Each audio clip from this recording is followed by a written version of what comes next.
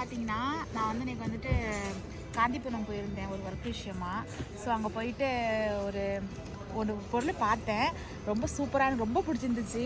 அது வந்துட்டு எனக்கு பேக் பண்ண அப்போ வாங்கிட்டு பேக் பண்ணி தாங்கன்னு சொன்னேன். அவங்க வந்து கிஃப்ட் பேப்பர் சுற்றிடுவான்னு கேட்டாங்க.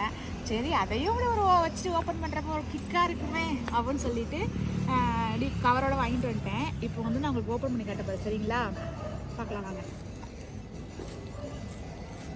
என்ன இருக்குன்னு கெஸ் பண்ணுங்க. ரொம்ப பிடிச்சிருந்துச்சு. அதுவும் இல்லாமல் இது வந்து வீட்டில் வச்சா ரொம்ப வந்து ஒரு நல்லது. சரிங்க, ரொம்ப பிடிச்ச பொருள். இருங்க, எத்தனை ஸ்டிக்கர் ஒட்டி வச்சுருக்காங்க. எத்தனை பேப்பர் பாருங்கள். கிழிச்சாச்சு. இங்கே நான் இருக்கிற இடம் வந்து ஒரு ரெஸ்டாரண்ட்டில் நிற்கிறேன். ஸோ இங்கே தான் லைட்டுக்கு நல்லா இருக்குன்னு என் பேக் சைடு ஃபுல்லாக எல்லாம் வேடிக்கை பார்த்துட்ருக்காங்க. இது எது ஓப்பன் பண்ணுறது? அச்சோ, டேப் போட்டிருக்காங்களா? ஓகே, இங்கே இருக்கு.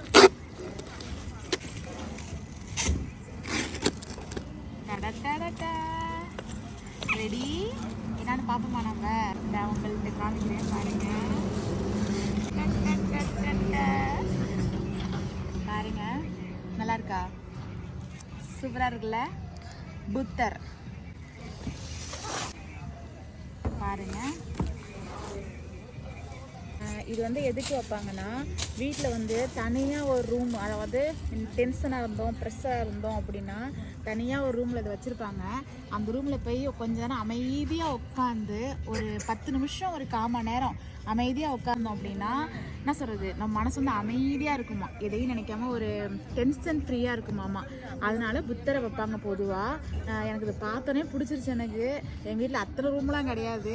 நான் அதை கொண்டு போய் அழகாக ஹாலில் வைக்க போகிறேன். சரிங்களா, பிடிச்சிருக்குங்களா? பிடிச்சிருந்தா லைக் பண்ணுங்கள், ஷேர் பண்ணுங்கள், மறக்காமல் சப்ஸ்கிரைப் பண்ணுங்கள். தேங்க்யூ ஃபார் வாட்சிங். Thank you so much.